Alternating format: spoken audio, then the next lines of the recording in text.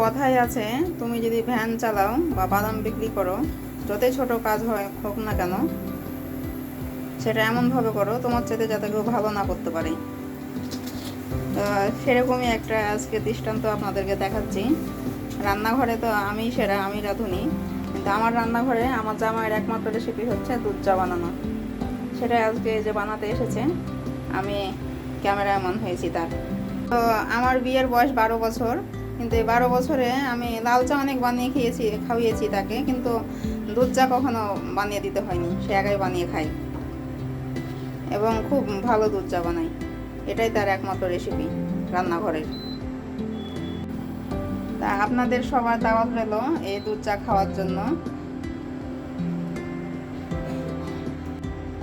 আর চা বানানো কেমন হয়েছে তা কমেন্টে জানাবেন।